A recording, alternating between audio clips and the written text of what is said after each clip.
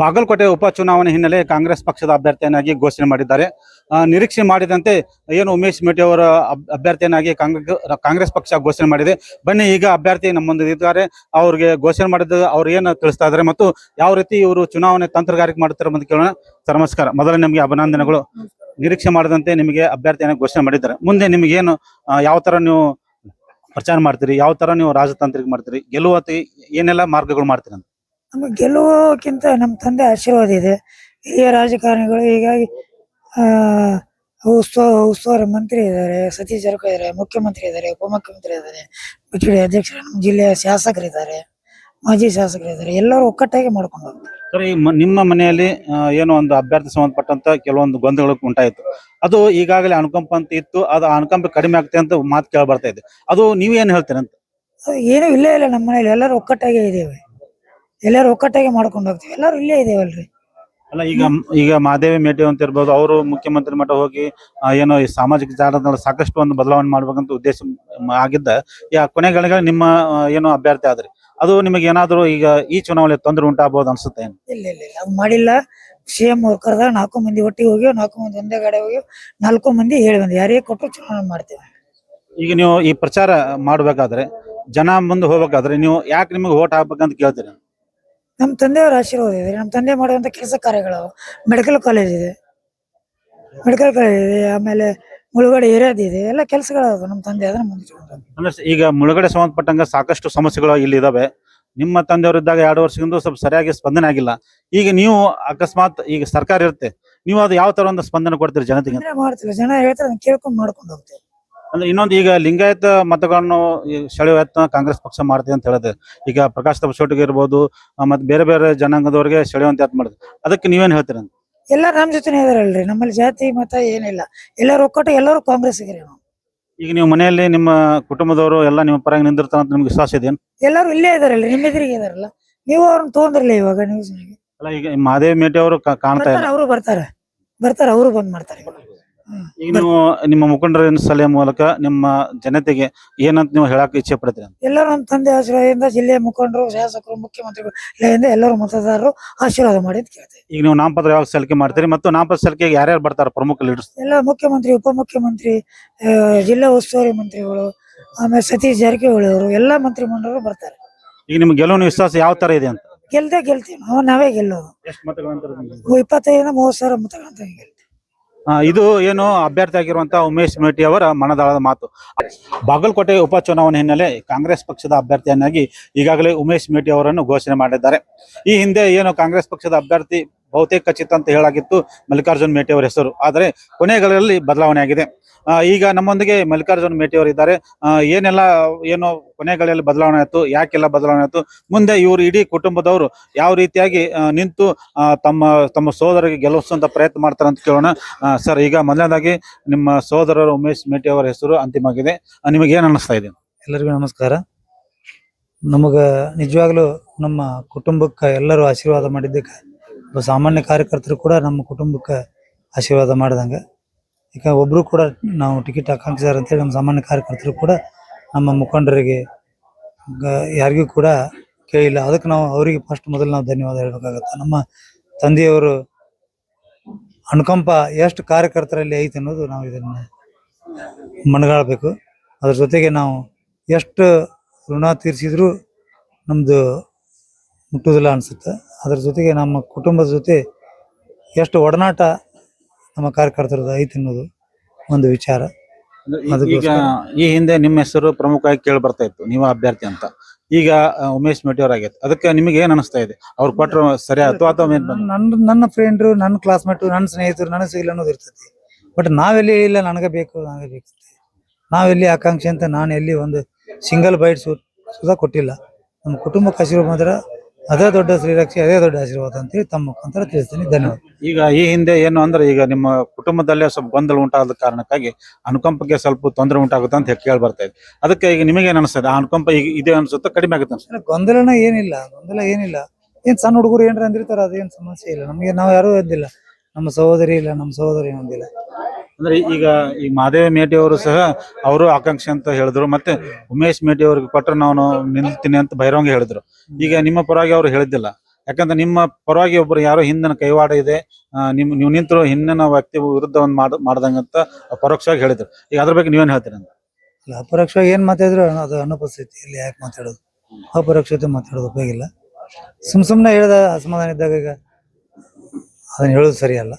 ಈಗ ಮಾದೇವ್ ಮೇಟಿ ಅವರು ನಿಮ್ಮ ಪರವಾಗಿ ನಿಮ್ಮ ಕುಟುಂಬ ಪರವಾಗಿ ನಿಂತಿರುತ್ತಂತ ಅನಿಸ್ತಾ ಇದೆ. ಹಿಂದೆ ಕುಟುಂಬ ಬಿಟ್ಟು ಹೇಳಿದಾರೆ, 4 ಮಂದಿ ಮಕ್ಕಳು ಅದೀವಿ ಅಂತ ಹೇಳಿಬಿಟ್ಟಾರೆ. ಈಗ ನೀವು 4 ಜನ ಮಕ್ಕಳು ಈ ಚುನಾವಣೆಯಲ್ಲಿ ಪ್ರಚಾರ ಮಾಡ್ತೀರಿ. ಬಂದೇವ್ರು, ಎಲ್ಲರೂ ಸೇರಿ ಬಂದೇವ್ರು. ಈಗ ನೀವು ಮತದಾರರಿಗೆ ಯಾವ ಮುಂದೆ ಹೋಗ್ತೀರಿ ಅಂದ್ರೆ ನಿಮ್ಮ ತಂದೆ ಅಭಿವೃದ್ಧಿ ಪರ ಮುಂದೆ ಹೋಗ್ತಿರೋ ಅಥವಾ ಜಾತಿ ಹಿಡಿದು ಮುಂದೆ ಹೋಗ್ತಿರೋ, ಯಾವ ಆಧಾರ ಮೇಲೆ ಮುಂದೆ ಹೋಗ್ತೀರಿ? ನಾವು ಸರ್ಕಾರದ ಏನು ಮ್ಯಾನಿಫೆಸ್ಟೋ ಇದೆ, ಪ್ರಣಾಳಿಕೆ ಏನ್ ಮಾಡ್ಯಾರ, ಅದು ಹಿಂದೆ ಏನೋ ಘೋಷಣೆ ಮಾಡ್ಯಾರ, ಅದು ಎಲ್ಲರೂ ಚಾಚು ತಪ್ಪದೆ ಎಲ್ಲ ಮಾಡಿದ್ದಾರೆ. ಮತ್ತು ಸಾಕಷ್ಟು ಅಭಿವೃದ್ಧಿ ಆಗಿದ್ದಾವೆ. ಮೆಡಿಕಲ್ ಕಾಲೇಜ್ ಬಡವರ ಒಂದು ಆಶಾಕಿರುವಂಥ ಮೆಡಿಕಲ್ ಕಾಲೇಜ್ ಕೂಡ ತಂದಿದ್ದಾರೆ. ಸಾಕಷ್ಟು ಪಂಚ ಗ್ಯಾರಂಟಿ ಕೂಡ ತಂದಿದ್ದಾರೆ. ಇದು ಎಲ್ಲದರ ಮುಖಾಂತರ ಸಂತ್ರಸ್ತರಿಗೆ ಲ್ಯಾಂಡ್ ಅಕ್ವಿಷನ್ ಕೇಸ್ ಇದ್ದಿದ್ದಕ್ಕೆ ಅವರಿಗೆ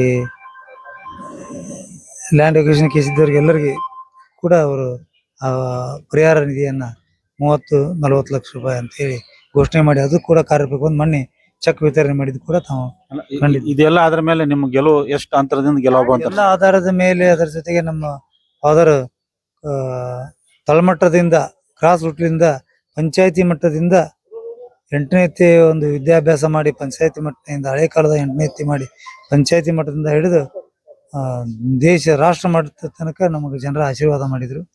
ಆ ಒಂದು ಜನರ ದೊಡ್ಡ ಆಶೀರ್ವಾದದಿಂದ ಇದರಿಂದ ನಮ್ಗೆ ನಮ್ಮ ತಂದೆಯವರು ಎಲ್ಲರ ಹೃದಯದಲ್ಲಿದ್ದಾರೆ ಅಂತ ತಿಳ್ಕೊಂಡು ನಾವು ಗೆದ್ದೇ ಗೆಲ್ತೇವೆ ಅನ್ನೋ ವಿಶ್ವಾಸ ನಮಗೆ.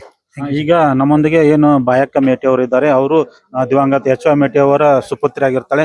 ಈಗ ಅವರನ್ನು ಕೇಳೋಣ, ಯಾವ ರೀತಿಯಿಂದ ಇವರು ತಂತ್ರಗಾರಿಕೆ ಮಾಡ್ತಾರೆ, ಯಾವ ರೀತಿ ಪ್ರಚಾರ ಮಾಡ್ತಾರೆ ಅಂತ. ಈಗ ನಿಮಗ ಉಮೇಶ್ ಮೇಟಿ ಅವರಿಗೆ ಟಿಕೆಟ್ ಫೈನಲ್ ಆಗಿದೆ, ಅದಕ್ಕೆ ನಿಮಗೆ ಏನು ಅಭಿಪ್ರಾಯ? ನಾವು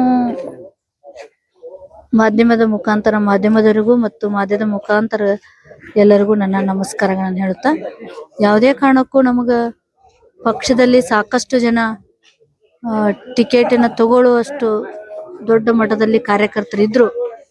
ಆದ್ರೂ ಮೇಟಿಯವರ ಮೇಲೆ ಇರುವ ಪ್ರೀತಿಗೆ ಗೌರವಕ್ಕೆ ಅವರು ನಮ್ಮ ಕುಟುಂಬಕ್ಕೆ ಕೊಟ್ಟಿದ್ದಾರೆ. ಯಾವೊಬ್ಬ ಸಾಮಾನ್ಯ ಕಾರ್ಯಕರ್ತರು ಟಿಕೆಟ್ ಕೇಳಿಲ್ಲ. ಅಂದ್ರೆ ನಮ್ಮ ತಂದೆ ಮೇಲೆ ಇರೋ ಪ್ರೀತಿಗೆ ಅವ್ರು ಯಾರೂ ಟಿಕೆಟ್ ಕೇಳಿಲ್ಲ.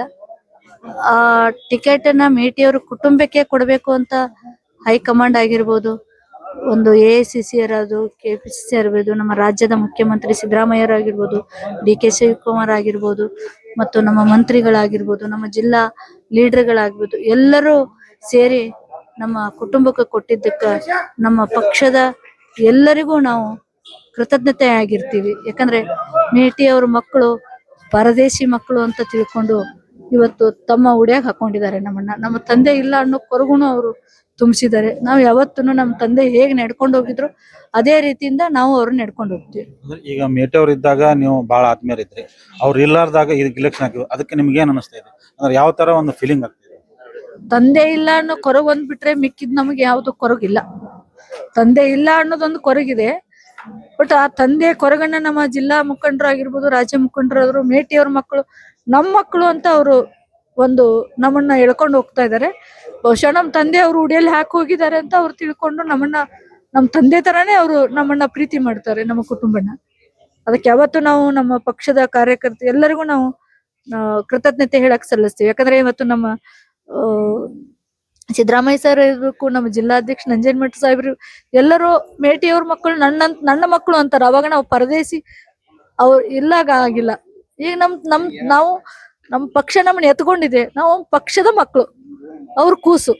ಆ ಕೂಸನ್ನ ತಂದೆ ತಾಯಿಗಳು ಹೇಗೆ ಹೇಳ್ತಾರೆ ಹಾಗೆ ನಡ್ಕೊಂಡು ಹೋಗ್ತೀನಿ. ನಿಮ್ಮ ತಂದೆಯವರು ಅಂತ ನೀವು ರಾಜಕೀಯ ಮಾಡಿಲ್ಲಾದ್ರು ಅವರ ಯಾವ ಮಾರ್ಗದಲ್ಲಿ ನೀವು ಸಾಕ್ತೀರಿ? ನಮ್ಮ ತಂದೆ ನಮ್ಮ ಪಕ್ಷದ ಲೀಡರ್ಸ್ ಏನು ಮಾರ್ಗದರ್ಶನ ಕೊಡ್ತಾರೋ, ಬಟ್ ನಮ್ಮ ಮೊದಲಿಂದನೂ ನಮ್ಮ ತಂದೆ ಮಾರ್ಗದರ್ಶನ ಹಾಕಿ ಕೊಟ್ಟಾರ ನಮಗೆ ಯಾವುದೇ ಕಾರಣಕ್ಕೆ ನಾವು MLA ಮಕ್ಕಳು, ಮಿನಿಸ್ಟರ್ ಮಕ್ಕಳು ಅಂತ ಒಂದೇ ದಿವಸ ನಾವು ಎಲ್ಲಿ ಕಾಣಿಸ್ಕೊಂಡಿಲ್ಲ. ನಾವು ಯಾವಾಗ್ಲೂ ಪಂಚಾಯತಿ ಲೆವೆಲ್ದಲ್ಲಿ ಇಲೆಕ್ಷನ್ ಮಾಡ್ಕೊಂಡು ಮುಂಜಾನೆಯಿಂದ ಕಾರ್ಯಕರ್ತರು ಬಂದ್ರೆ ಅವ್ರನ್ನ ಅತಿಥಿ ಸತ್ಕಾರ ಹೇಗ್ ಮಾಡ್ಬೇಕು, ಅವ್ರ ಜೊತೆ ಹೇಗಿರ್ಬೇಕು, ಅದನ್ನೆಲ್ಲ ನಮ್ ತಂದೆ ಕಲ್ಸಿದ್ದಾರೆ. ಇವತ್ತೇನಾದ್ರೂ ಅವ್ರು ಕಲ್ಸಿದಾರೆ ಅಂದ್ರೆ, ನಾವ್ ಇವತ್ತೇನಾದ್ರೂ ಗೆಲುವು ಸಾಧಿಸ್ತೀವಿ ಅಂತಂದ್ರೆ, ನಾವ್ ಇವತ್ತು ಹಳ್ಳಿ ಕಡೆ ಹೋದ್ರುನು ಮೇಟಿ ಅವ್ರ ಮಕ್ಕಳು ನಮ್ಮ ಮಕ್ಕಳು ಅಂತ ನಮ್ಮನ್ನ ಸ್ವಾಗತ ಮಾಡ್ತಾರೆ. ಯಾಕಂದ್ರೆ ನಾವು ನಮ್ಮ ತಂದೆ ಅವ್ರು ಉಡಿಯಾಕ್ ಹಾಕಿ ಹೋಗಿದ್ದಾರೆ, ಅವ್ರು ಕೂಸು ನಾವು. ಈ ನಿಮ್ಮ ಇದು ಏನ್ ಅನುಕಂಪ ಆಧಾರ ನಿಮಗೆ ಇಲ್ಲ ಇದು ಇದು ಪ್ರಚಾರಕ್ಕಾಗ್ಲಿ ಅಥವಾ ಈ ಚುನಾವಣೆಗಾಗ್ಲಿ ಲಾಭ ಆಗುತ್ತಂತ ಅನಿಸ್ತಾ ಇದೆ ನಿಮ್ಗೆ? ಆಗತ್ತೆ. ನಮ್ಮ ತಂದೆ ಮೇಲೆ ಇಟ್ಟಿರೋ ಪ್ರೀತಿ ಎಲ್ಲರೂ, ನಾವು ಯಾರಿಗೋ ನಿನ್ನೆಯಿಂದ ನಾಮಿನೇಷನ್ ಬರ್ಬೇಕು ಅಂತ ನಾವು ಹೇಳಿದ್ರು, ನೀವ್ ಹೇಳೋದೇ ಬೇಕಾಗಿಲ್ಲಮ್ಮ, ನಿಮ್ ಕೆಲ್ಸ ನೀವ್ ಮಾಡ್ಕೊಡ್ರಿ, ನಾವು ಬರ್ತೀವಿ, ನಮ್ಮ ಜೊತೆ ಯಾಕೆ ಟೈಮ್ ವೇಸ್ಟ್ ಮಾಡ್ತೀರಾ, ಬೇರೆ ಕೆಲಸ ಮಾಡಿ ಅಂತ ಒಂದು ಇದನ್ನು ಸಂದೇಶನ ಕೊಟ್ಟಿದ್ದಾರೆ. ಈಗ ಮಾದೇ ಮೇಟಿ ಅವರು ಸಾಕಷ್ಟು ಗೊಂದಲ ಉಂಟು ಮಾಡಿದ್ರು, ಅದರಿಂದ ಏನಾದ್ರು ತೊಂದರೆ ಆಗುತ್ತೆ ಅನ್ಸುತ್ತೆ? ಏನ್ ತೊಂದ್ರೆ ಇಲ್ಲ ಸರ್, ಅಕ್ಕಿ ಸಣ್ಣಕ್ಕಿದಾಳ, ಸ್ವಲ್ಪ ಸಣ್ಣ ಮಾತಾಡಿರ್ಬೋದು. ಬಟ್ ನಾವ್ 3 ಜನನು ಹೇಳಿದೀವಿ, ನನ್ ತಮ್ಮ ಆಗಿರ್ಬೋದು, ನಮ್ಮ ಅಣ್ಣ ಆಗಿರ್ಬೋದು, ನಾವ್ ಯಾರಿಗ್ ಕೊಟ್ರು ಮಾಡ್ತೀವಿ ಅಂದ್ವಿ. ನಾವ್ ಯಾರಿಗ್ ಕೊಟ್ಟು, ನಮ್ ತಮ್ಮ ಕೊಟ್ಟಿದ್ದಾರೆ, ಖುಷಿ. ಈಗ ನಮ್ಗ ನಮ್ ತಂದೆನ ಸ್ಥಾನದಲ್ಲಿ ಅವ್ನು ಕುಂದ್ರಿಸ್ತೀವಿ, ಅವ್ನು ನಾವ್ ಆರಿಸ್ಕೊಂಡ್ ಬಂದೇ ಬರ್ತೀವಿ. ಎಷ್ಟೇ ಕಷ್ಟ ಆದ್ರೂ ನಾವು ಒಕ್ಕಡದಿಂದ ಇಲೆಕ್ಷನ್ ಎದುರಿಸ್ತೀವಿ ಸರ್. ಇದು ಏನು ದಿವಂಗತ ಎಚ್ ವೈ ಮೇಟಿ ಅವರ ಕುಟುಂಬದ ಮನದಾಳದ ಮಾತು. ಆ